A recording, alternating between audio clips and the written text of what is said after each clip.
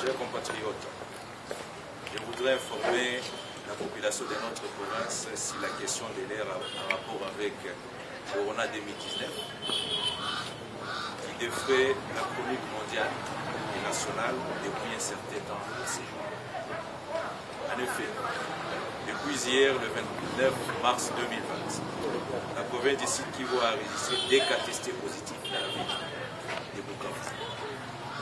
Grâce à la vigilance et au professionnalisme de nos services techniques, les deux cas étaient déjà en isolement et ont été, sous ma supervision personnelle, durant toute la nuit, transférés vers les centres de prise en charge aménagés à cet effet.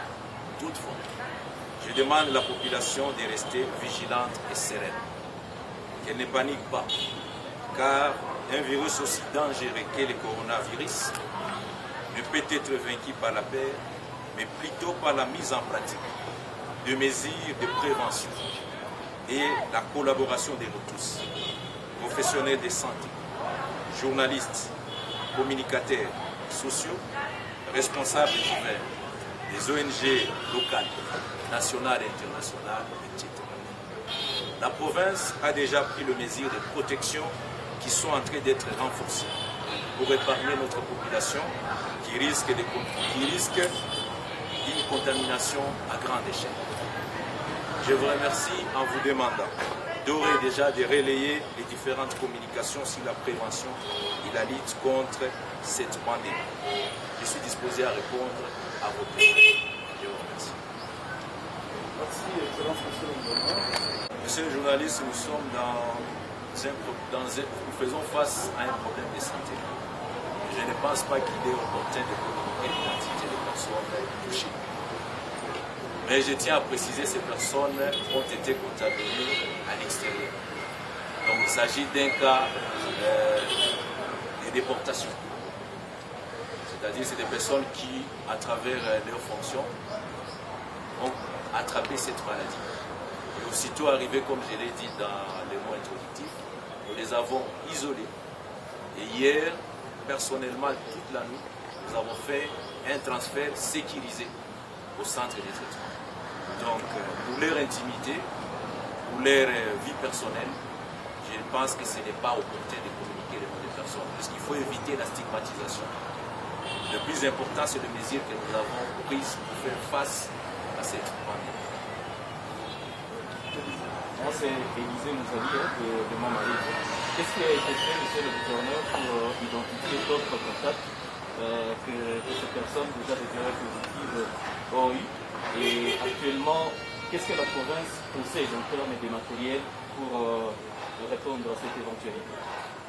Je tiens à vous informer que, après les mesures prises par son Excellence, Monsieur le Président de la République, nous avons pris un arrêté portant mesures d'application pour la riposte Covid-2019. Et dans cette riposte, nous avons fait un plan global. Ce plan global vise à riposter contre la maladie, en termes d'abord de prévention, mais aussi en termes de prise en charge. Et dès lors que nous avons pris de mesures de prévention, nous avons donc travaillé avec les services techniques du ministère de la Santé. Il y a un concours important, il faut le souligner, de la division provinciale de la santé, qui nous a permis d'abord de tracer les personnes. Et comme je vous dis, nous avions au départ 9 cas de personnes suspectes.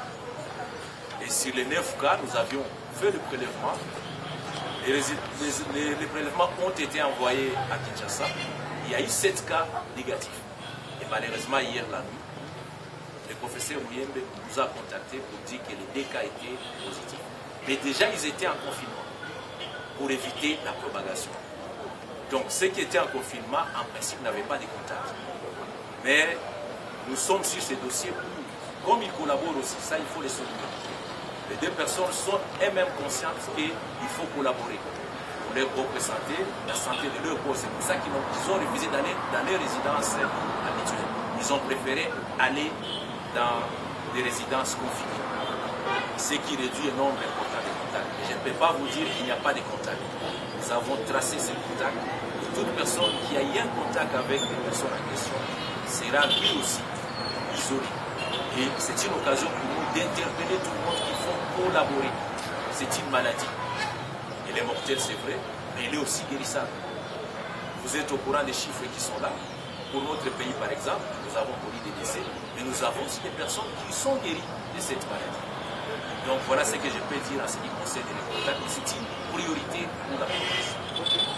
Merci pour la parole. C'est Fulgence Patak, responsable du précédé. Son Excellence, Monsieur le Gouverneur, quelles sont les mesures qui sont prises par votre gouvernement par rapport au personnel des Nations Unies et à tous ces expatriés qui travaillent dans des entreprises unies en Amérique? Est-ce que vous contrôlez tous ces personnels qui sont venus? Je viens de vous dire que nous avons élaboré un plan global de la riposte. Et ce plan-là, il a la prévention, nous avons la prise en charge et nous avons même un impact financier. C'est un plan qui va partir du mois de mars jusqu'au mois de décembre, avec un impact global de 2,7 millions de dollars. Et ce plan fait suite à un arrêté portant organisation et fonctionnement. Ce plan fait suite à l'arrêté que nous avions publié hier. Tout à l'heure, je viens de signer un autre arrêté. L'arrêté qui porte organisation et fonctionnement du comité multisectoriel de la coordination de la riposte contre Covid-2019. Dans cet arrêté, il y a toute une panoplie de mesures. Ces mesures, moi je vais insister sur ceux qui sont d'abord les plus simples. La première mesure, c'est de se laver le main régulièrement. Deuxième mesure importante, respecter la distanciation entre les personnes. Vous voyez avec nous, il faut prendre au moins 1 mètre ou 2 mètres. Troisième mesure, si la personne, on sait que la personne manifeste des signes, il doit immédiatement collaborer avec les services de santé. Et aujourd'hui, j'ai la joie de vous informer que nous avons des numéros verts. Et aujourd'hui, nous avons un numéro que je vais vous donner, 089 19 39 999. C'est un numéro vert où tout le monde doit collaborer avec les services de santé. Autre mesure importante, et ça cela fait suite à ce que le président a évoqué, les confinements. Ça ne sert à rien, mesdames et messieurs, de se déplacer quand ce n'est pas indispensable. Il est préférable de rester chez soi. Ça c'est très important. Donc le confinement jouera un rôle très important dans cette lutte. Et effectivement respecter les mesures d'hygiène. Et comme je l'ai dit, si nous avons un cas qui est souligné, nous n'hésiterons pas à prendre nos responsabilités. Nous avons édicté des mesures même dans les transports, mais qu'est-ce que vous voyez aujourd'hui? Les gens ne respectent pas les mesures. C'est pour ça que dans l'arrêté que j'ai signé, nous avons la commission sur la santé. Et dans cette commission, il y a toute une panoplie. Il y a d'abord la prévention, le contrôle, les services des laboratoires, la prise en charge, l'enterrement même sécurisé des personnes qui vont décéder. C'est une possibilité. Nous avons aussi la commission socio-culturelle. Cette commission nous permettra de faire face à la crise de Covid-19. Puisque dès lors que cette maladie fait que nous sommes obligés de restreindre nos mouvements, de rester à la maison et de faire des services minimums, ça aura un impact sur le plan financier. Les frontières qui sont fermées aujourd'hui, le commerce est transformé et perturbé.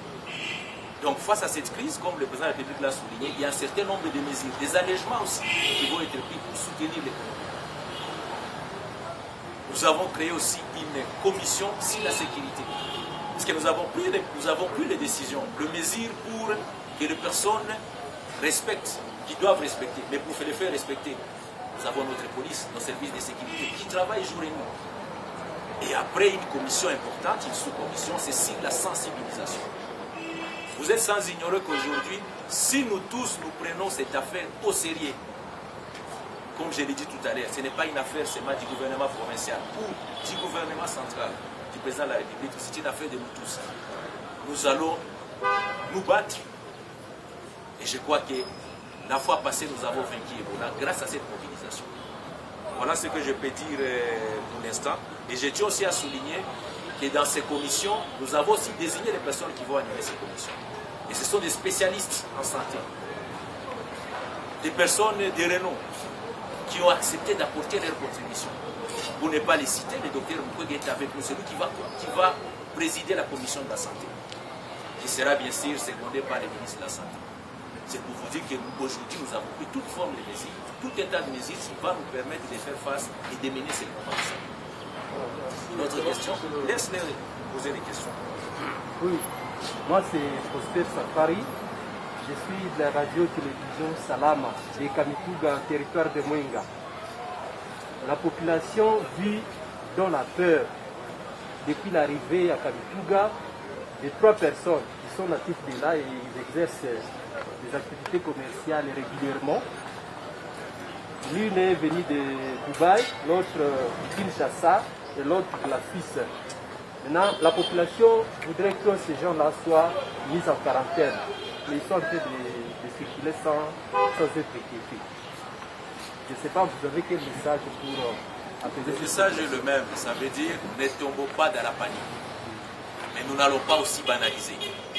Vous tombez dans la négligence, nous devons suivre ça chacun. Vous venez de nous informer sur ce cas.